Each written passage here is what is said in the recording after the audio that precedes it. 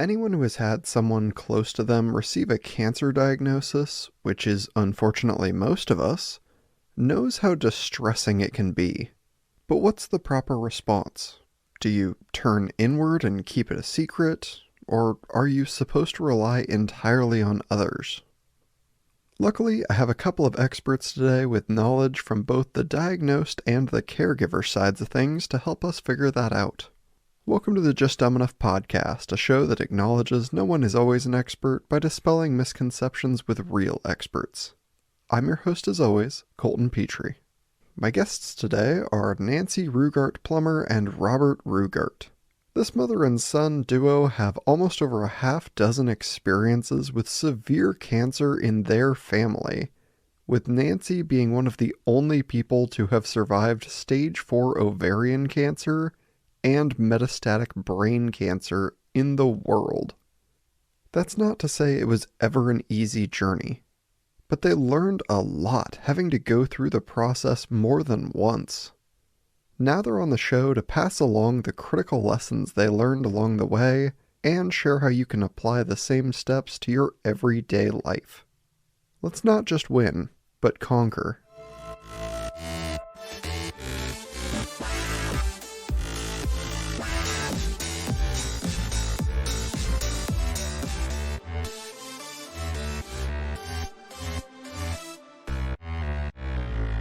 Welcome to the show, Nancy Rugart Plummer and her son, Robert Rugart.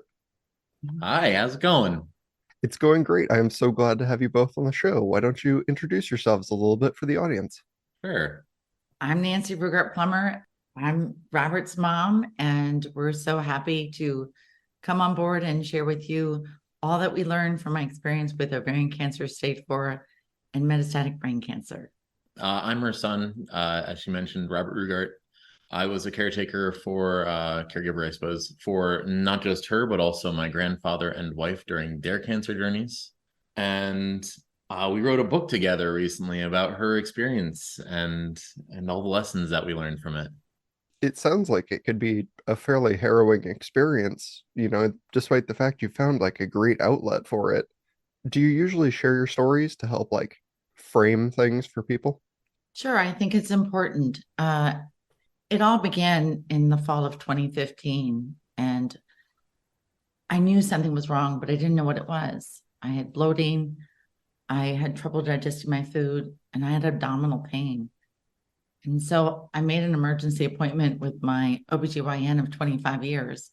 He was a superstar in the world of gynecology, and I really felt he had an answer to my pain. So when I came to the appointment, I'd already just arrived and was dressed for success. I'd been meeting with a client beforehand. And when I shared with him my symptoms, he simply looked at me and replied, "Nancy, you look beautiful, and you've always been the perfect specimen of health." I was dumbfounded by his response. And I kept thinking, what does wearing makeup and high heels have to do with my health? And so I just kept asking him, please, take my symptoms seriously. And he begrudgingly agreed to doing an ultrasound a couple of weeks out. I didn't tell anyone about that appointment, and I didn't tell anyone about my upcoming scan. And so after 10 days, while I'd been waiting impatiently for the office to call me, I finally called them, and they shared with me that my scan was clean. And they didn't offer any follow-up appointment. And I was so dejected. I didn't ask for one either. They call ovarian cancer the silent killer. And I just keep wondering, maybe it's just that no one's listening. And so I endured that pain for 7 more months until finally I couldn't take it any longer. And I asked a dear friend of mine to take me to the ER. And that doctor performed a quick ultrasound and came back and tried to discharge me.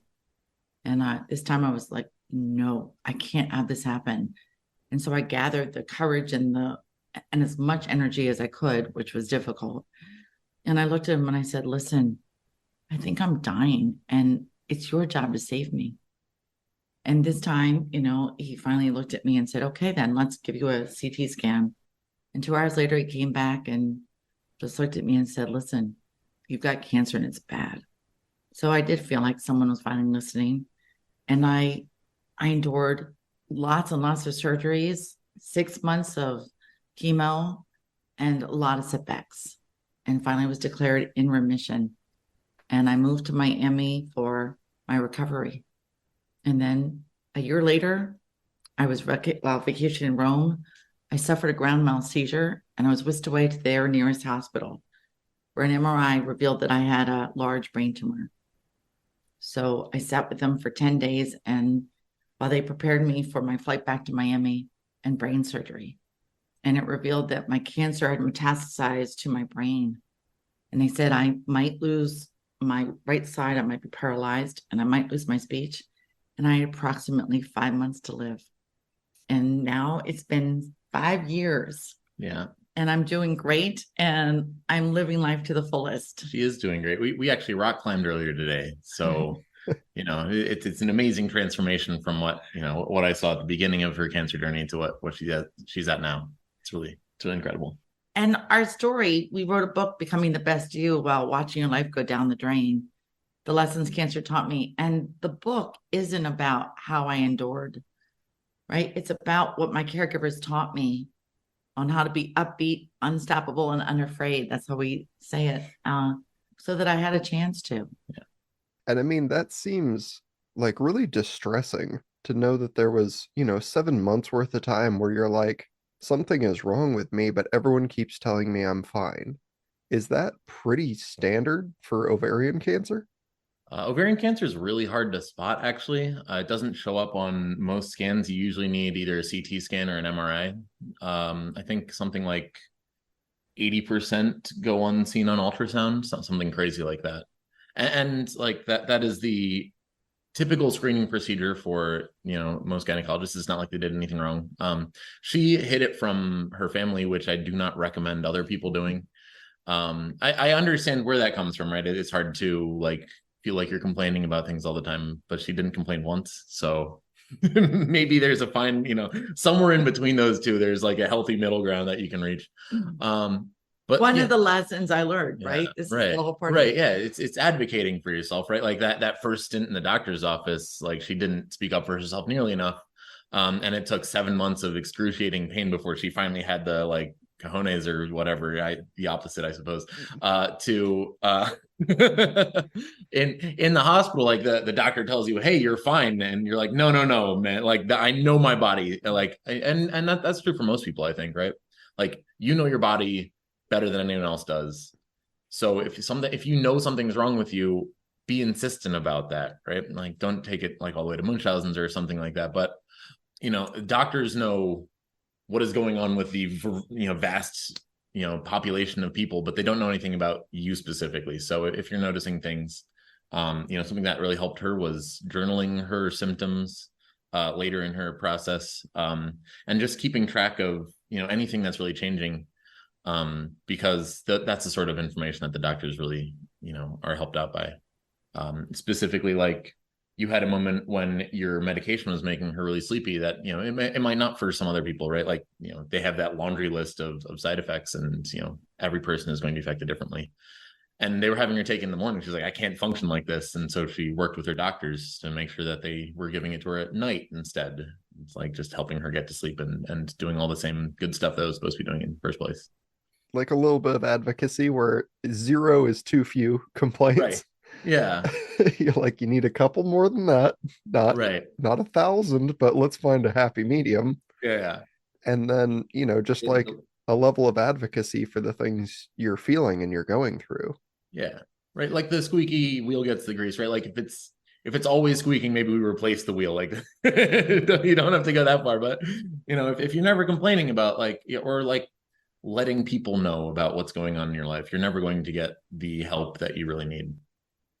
That was another big thing that we learned. So when mom first arrived at the hospital, she was stuck in a room, one of those white, pristine, sterile rooms that hospitals need to have, because you need to keep things clean, and hospital rooms get gross, and it needs to be something that you can just pour bleach over and call it a day, right? But it's not like a healing space. And so one of the first things we did was try to turn it into a healing space. We asked for help from all of her, family and friends. Me and my two sisters were some of her, most important caregivers, but we really built an army out, which was incredibly helpful. But getting people in to help decorate, make cards, bring in flowers. We brought in her favorite stuffed animal and blanket and pillows from homes that she could sleep comfortably. And then something that I realized was that she wasn't spending most of her time like particularly aware, right? She's lying in bed in the worst pain she's ever been in her life, waiting for a week while her doctor put together a team of surgeons to operate on her. One of those situations where they're always like, we're going to operate tomorrow, and then tomorrow never comes. And it's like she's not really perceiving the world the way she normally does, right? Like we fixed her sense of touch, at least with the blankets and pillows, but she's not opening her eyes much. She can't smell or taste much, just from all the medicines and everything being pumped through her. And all she can really do is hear, and all she's hearing are these like beeps and whirs and clicks of machines keeping her alive, which I was really depressed. Yeah. She was you were in a terrible place. And the those machines don't sound happy. It's not a fun noise, and you can't turn them off. Sometimes sometimes you want to, but you can't turn them off. And so it's like, how do we fix this? And so my dad and I went to a local music store, called them up. They were like about to close. Like, we need you to stay open for an extra 15 minutes. We're going to buy something and leave. Ran in, grabbed an electric piano, confidently marched her through the halls of the hospital and plopped it in her room. And I played piano for, I think 4 hours that day, and many hours over the rest of the weekend. And you could just see her mood like visibly improve when we did that. So it's like finding the things that you can change, right? It's this like laundry list of things that you can't change, right? You can't change the room she's in, can't change the medicine she's on, machines that are, but there are little bits and pieces that you can like find a way to make your situation just a little bit better. And I think that's a beautiful lesson, not just for someone going through cancer, but really for anyone in any place in life. And I want to say that that's exactly right. What my caregivers taught me is, so often we say, accept the things you cannot change and change the things you can, and have the wisdom to know the difference.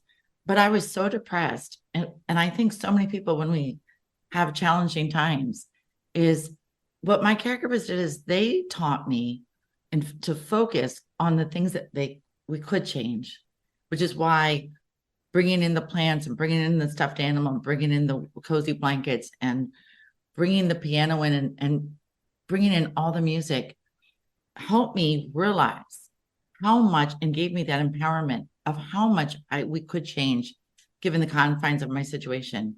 And in doing so, I was able to accept the things I cannot change and could not change more so.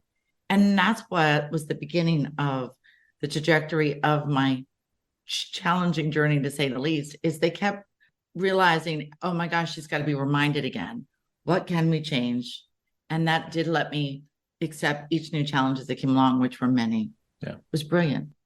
And I mean, I think, that depression feeling is very natural, right? Like, anyone who has had cancer impact their life in any way knows that, like, just the diagnosis is very hard on everyone in your life. Like, I have been a stage away affected, and it's like the moment you hear it, like, everybody starts crying. It's very emotional, especially for the person, at the center of it. Is there like something that you can keep in mind, or try and, just try and keep always present in those days or week or whatever it is after the diagnosis, that really help, until you can get to that point that you've made some changes that really help your day-to-day life? Yeah. I think it's I think that what's so important is what they taught me again was, when I was really in a bad space, Robert used to sit there and go, pause, right? And I think so, instead of being so reactionary and going down deep so fast, Robert helped me with, and they all did, but talk about the pause, perspective, and pivot. So there we go. Pause, perspective, pivot, right? So when you're freaking out, when your mind is going 1,000 miles an hour, you just need to slow down, take a beat, and take a deep breath, or I mean, if you're, if you've just been diagnosed with cancer, probably taking a deep breath and trying to relax or meditate or whatever works for you is the best way you can do it. But in regular life, maybe it's going on a run or watching a funny movie or something like that. But you need to stop thinking about whatever it is you're freaking out about and just clear your mind for a second. And then take perspective of your situation. I think it's really easy to look at the negative side of things all the time. We're sort of conditioned to do so. But if you can, flip that around and see what the positives are, right? Like, yes, I was just diagnosed with cancer, but I was just diagnosed with cancer. I don't like unknowingly have cancer right now, right? Like there's this thing that we know about, there's this problem that we can tackle. Whereas when it was an unlabeled problem, there wasn't anything we could do about it, right? Like there's some positive there. If you can, find a way to be surrounded by your loved ones. I think there's this phrase I love, comedy is just tragedy plus time. And there are like all these little moments in life that you can find to laugh about if you are just willing to. And I think if you like think about the funniest moments that are from your life, a lot of them are going to be moments that you were none too pleased with at the time of, right? Like, the time that you fell on your face or, slipped on a banana peel or, whatever happened to you. It's not fun in the moment, but when you look back on it, it's hilarious. And if you can just like take the time between it being awful and it being hilarious and just bring that down to a minimum, I think that's like a great way to just brighten your life and brighten the life of those around you. And one time, I mean, I had so many ridiculous moments where I was mortified. I was embarrassed because, I had to have an ostomy because of them taking out 2 feet of my bowel and I couldn't urinate on my own. So when that first happened and I was finally released from the hospital, they gave me a Foley bag, which is the size, it's this big. It's the size of a huge soup carton. And I was so determined, and everyone else was to, let me get out and push through this cancer diagnosis. So I actually took the Foley bag and flipped it over my handlebars and biked into town. It was only a mile, but we got there. And then as soon as we got there, I fell over and the Foley bag just literally ripped open and all the urine goes over, splashed everywhere. And again, comedy is tragedy plus time. And I'm just start sobbing again. And I'm so embarrassed. I keep thinking, I cannot endure this cancer. And my daughters are like, they just give me a hug and they said, listen, Mom, nobody cares. Look around. They can see you're emaciated. You've got a wig on. They know what's going on. And forget about them.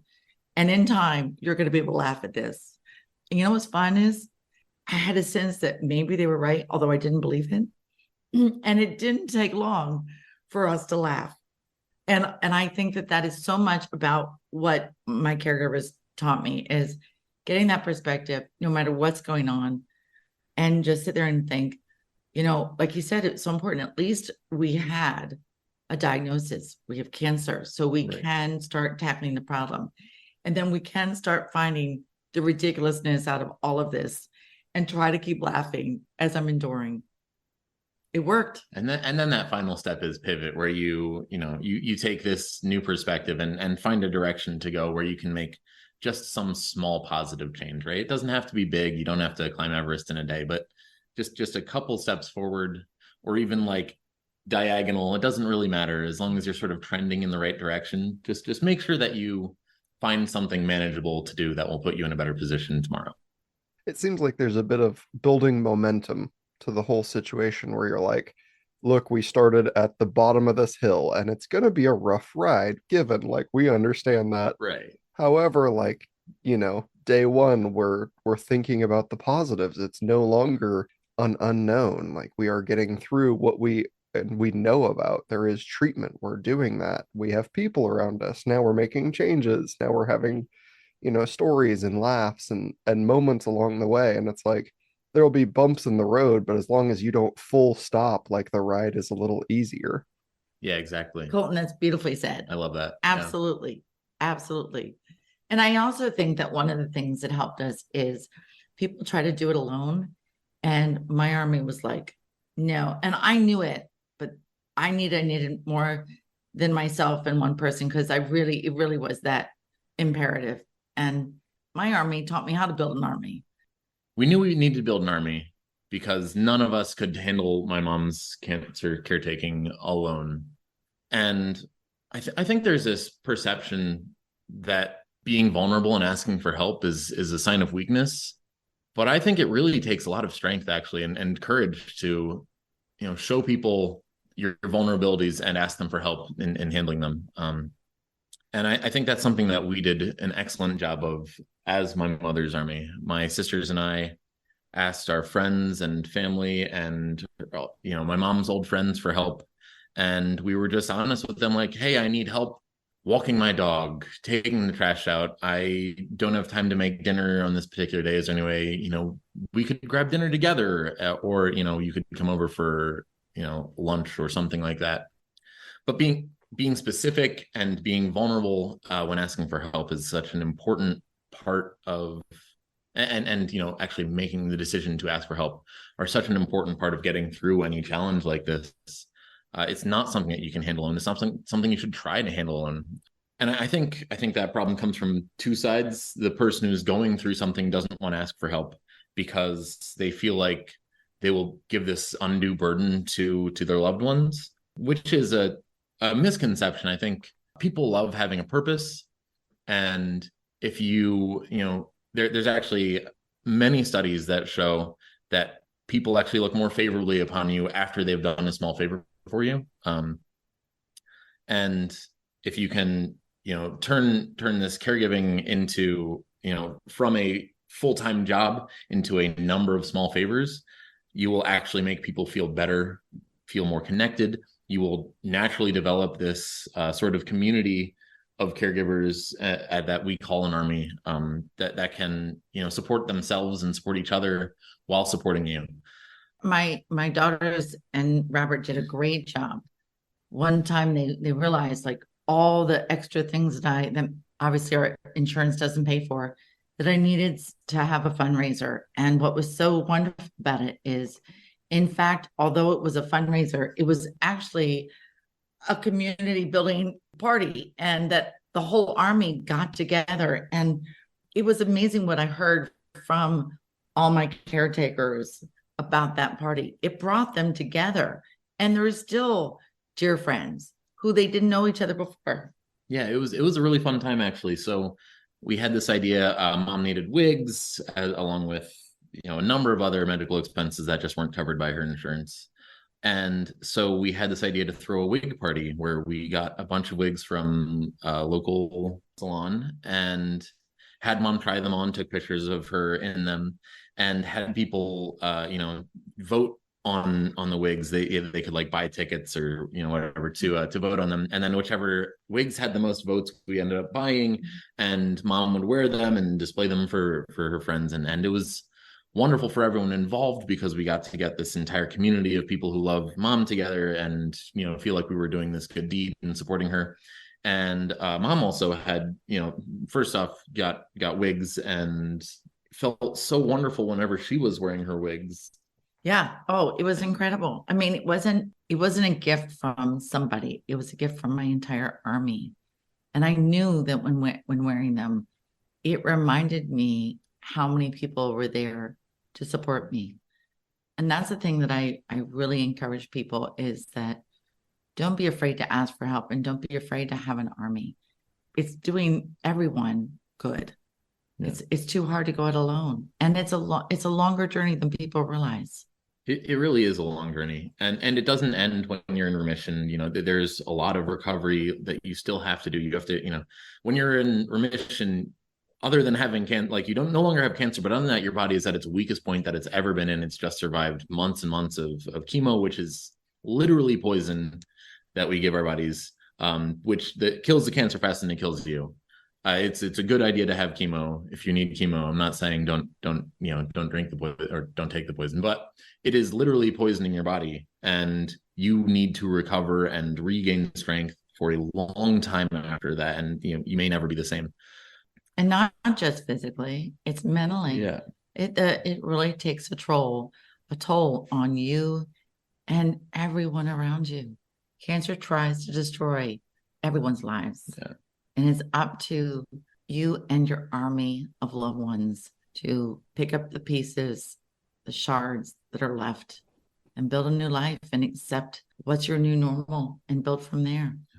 Yeah, and it seems like an invaluable resource to have like people in your corner, to have that army, because you're like, if you're totally alone, like that's a very hard fight. And I understand some people try and choose to do that. I had a member of my close family circle, I'll say, that chose to tell no one until the very end. And that was like, I think it was almost harder for the rest of us to accept. And I know it's a very personal choice, but it seems so much easier to just like let people in, because even if it's worst case scenario, like it's people that get to build memories with you, and not just, they're not just doing work, like they're really there for you, and not just like, oh, because it's my turn to walk the dog. Right. Yeah, exactly. And people don't mind walking a dog every, once a week or something like that. It's kind of a fun thing. And when it feels like they're doing some good deed for the world, it just makes it that much better. And I really can't imagine how hard that was for you all, because to not even be given a chance to help someone, that's tragic. So I can't imagine what you guys went through. Yeah, I think it was, like I said, it's that abruptness that you get when like someone receives a cancer diagnosis, right? Like it's very hard and depressing kind of on everyone around. Like I said, you need that day to cry. But when that like day to cry is 2 days from what the doctors have expected, the end date to be, like it's a very accelerated experience. And like I said, I totally get people's decision to, make this as public or as private as they want. I just think that there's a lot of things that you're missing if you don't give people the chance to be there, right? Because like this army is not just for the person going through it. It's also for literally everyone else. Like, yes, it makes you good to do the small things, but it also still like builds up everyone. Like you said, you're building a community that maintains way past the treatment. Yeah. Yeah, it's incredible. I mean, mom still has wonderful friends from that time. Actually, she had a friend from high school that she hadn't spoken to in 30 years. No, but a long time, a long time. And I really needed a lot of help because there was so much going wrong. And it was made aware to me that, my children couldn't do it all. Even though our army was big, it wasn't big enough. And so I actually reached out to an old friend of mine and I shared what was going on. And she, of course, which most people do, said, "Oh my goodness, how can I help?" And just like Robert had said, another lesson that I learned is have specific requests. And so when someone asks, then you get to give a real request that they can say yes or no to. And I shared with her that I needed more help when I had my chemo days. If my daughter who was in law school at the time, had an exam, and she lived 3 hours away. And she literally said to me, "Oh my goodness, of course I'll do it." Although she was shocked. And to this day, we're dearest friends because of that. Pretty powerful stuff. Yeah. Yeah, certainly. And and looking through, your book and all the things you do, you'd kind of listed out these 7 steps that you're like, here's the things, right? Yeah. Can you kind of expand on that for everyone listening? Sure. So the 7 lessons that I learned that are actually lessons for life. People think, oh, they're just great for cancer, but it's what's helping me live a fulfilling life now is understand that we need to have the courage to change the things we can about a situation. It's getting your affairs in order. It's asking for help even when healthy. It's pushing yourself, taking life one step at a time, packing a toolbox of strategies and adding more to them as you go along, and then accepting that grief is the price we pay for love. Was there, it's like you said, it's a list for life. And a lot of people, I think, don't ever take those steps. Like they're not doing these things. Is there one that you found, like when you get to it or you get around to it, like, however many times you've had to go through this, is there one that you're like, oh, this is definitely the hardest one? Like, be prepared for this to be the place you lose momentum. Wow, that's a good That is a good question. one. I think for a lot of people, asking for help is the toughest Mhm. part. It requires, like I said, it requires you to be vulnerable, but it also requires you to, face rejection, and you're going to be rejected a lot, right? Other people have their own things going on. Sometimes they don't have the mental capacity to, help you, even though they may want to. And so going into this expecting that you're going to get maybe three-quarters of the people you ask are going to say no, like that's really tough. That's a tough spot to put yourself in. It's hard facing rejection. But I think if you go in realizing that other people like want to help, maybe they can't help you with something specific, but maybe they have a friend who can help, right? Like the phrase, "Can you help me with this? I have cancer," is a very powerful. It's a very powerful question. It really is evocative and convinces people to provide assistance. But the phrase, "Hey, can you help with this? My best friend has cancer," works almost as well, right? Like it's not like you've lost a whole lot in that slight relationship. If you go all the way to like Spaceballs levels, like my father's uncles, cousins, nephews, brothers, former roommate, maybe at that level you've lost people. Maybe that's not as effective a plea, but asking people who can't help if they could just ask for a help from a friend. It turns out people's friends actually have more friends than they do, just by nature of outgoing people having a bunch of friends, and you will probably be friends with an outgoing person. So like the average person has 7 friends, and if you're only getting 20% success rate, you're going to have 1.5 people helping you, but your friends on average have 10 friends. And so if you're getting a 20% success rate from your friends and their friends, suddenly you've got 14 people helping you. And it's just such a wild difference. It turns, if it's 60 hours a week to take care of your needs, it turns from a 40-hour a week job per person to a 4-hour a week job per person. And that's something that people can fit into their schedules if they love you. And I'm sure more people love you than you think do, right? Like mom's friend that she called 20 years after talking to her. People that you run into at church or at your work, or whatever it is you do, there are people there who see you, know you, and care about you, and don't envision your army as being smaller than it really is. And you know what? I was going to jump on. This is great, Robert, is that social media is actually a great place to share your story and be vulnerable. I can't say enough about being vulnerable and sharing with the world what's going on. And there are places now, if you call the American, Cancer Society, and what's nice is the hospitals are getting better and better about having support groups. And so no matter how few you think of number of people you have to reach out to, don't believe it. Just keep asking and accepting the rejection, but looking and having more people help ask. I think that's a very powerful thing, Robert. Like the one thing multi-level marketing got right. Yeah, it seems like one of those. I can definitely see why it would be hard because it's not like, oh, I have to ask for help and bring this up once. You're like, no, you're gonna have to do this quite a number of times. Yeah. Like if you're, friends with me, for instance, and you post it on Facebook, I'm not even gonna know it happened. Like, so you're gonna have to at least tell me one other time that it happened. And like the amount of times that has to compound, you're like, boy, I really don't like telling this story, but I have to get comfortable with it very quickly.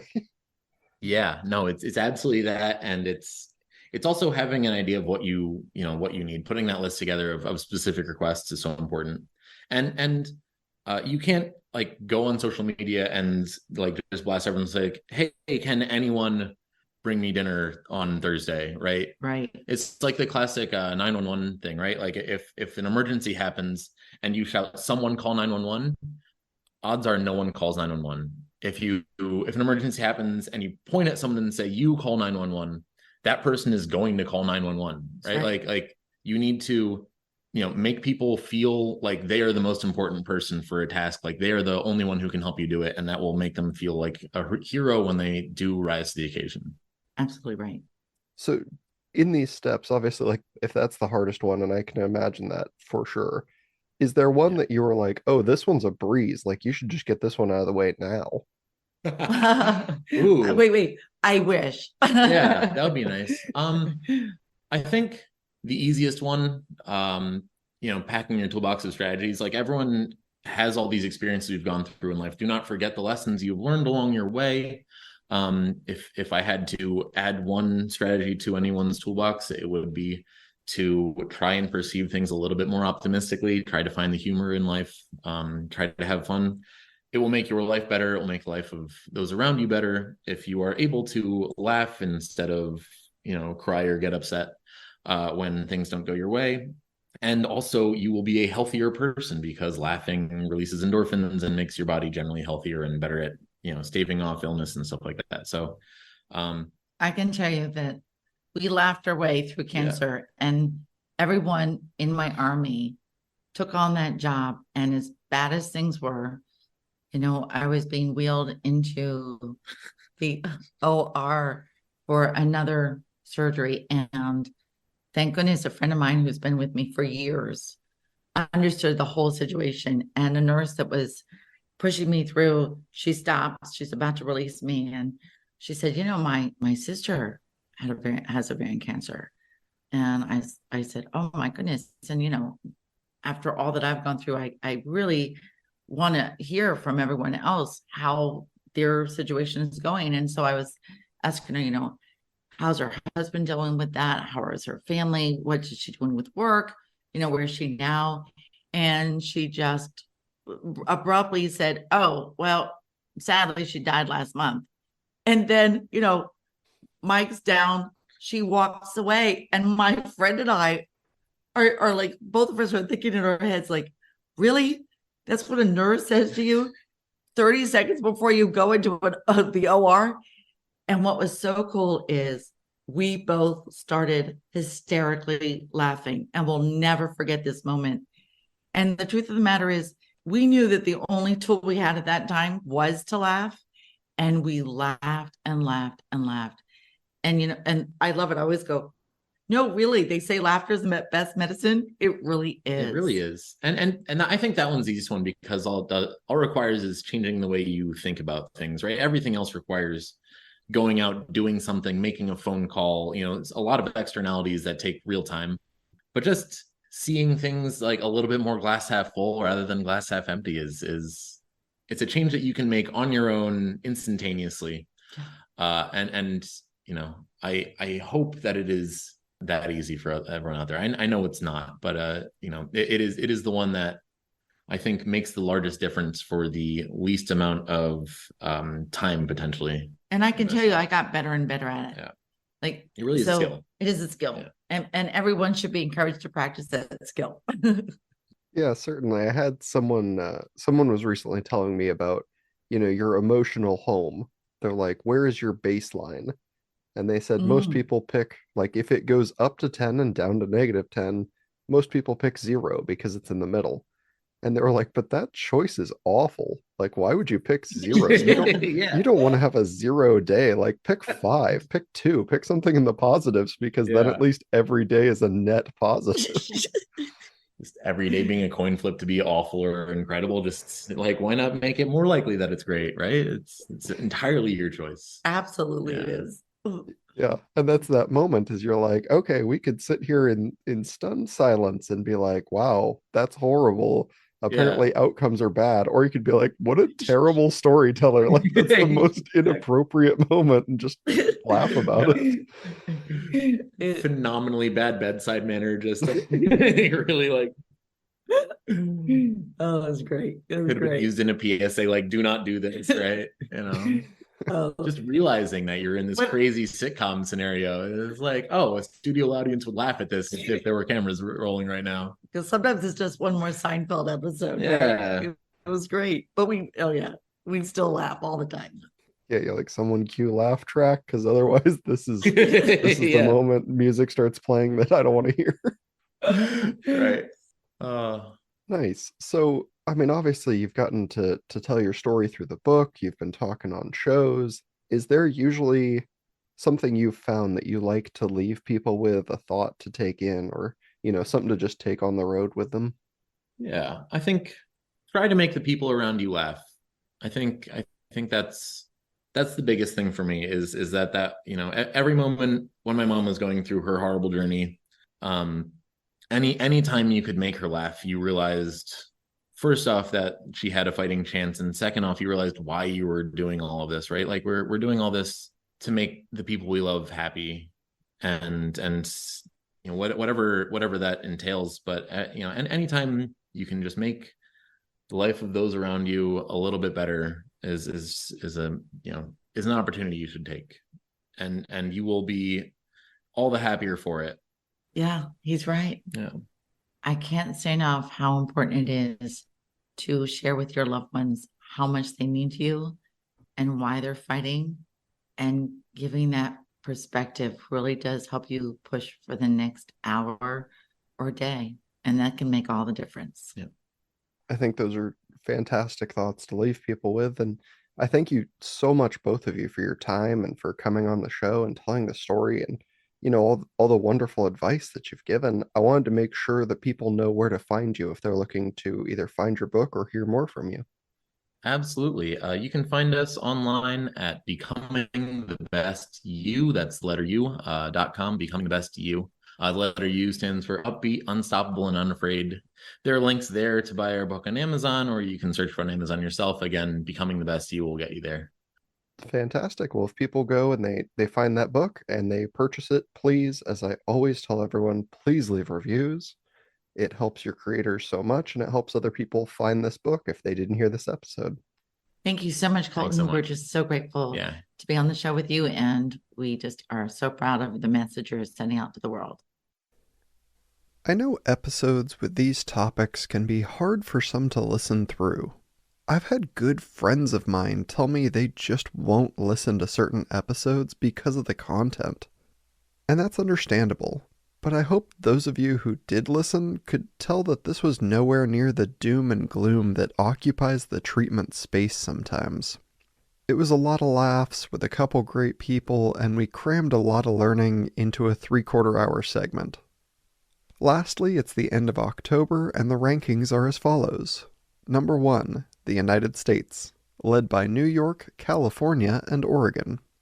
Number 2, the United Kingdom, with England dominating the chart.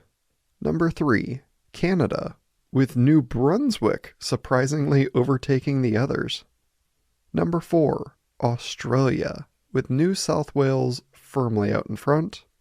And number 5, Ireland, beating Germany and New Zealand for a last-minute win. That's it for this week. Have a great weekend, a spooky Halloween, and I'll see you all back here for the next episode. Until the next episode, please do all those things that help the show, like rating, reviewing, liking, and subscribing. Remember, you can reach out to dumbenoughpodcast@gmail.com or on any of the social media pages if you want to reach me personally. But most importantly, stay dumb.